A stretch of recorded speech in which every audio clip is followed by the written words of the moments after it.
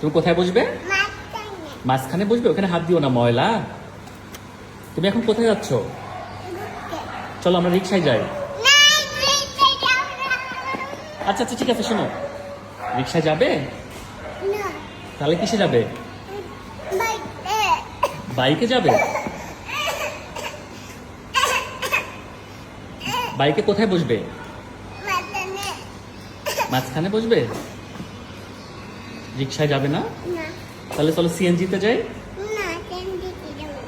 তাহলে তুমি কিসে যাবে? বাইকে তেল নাই।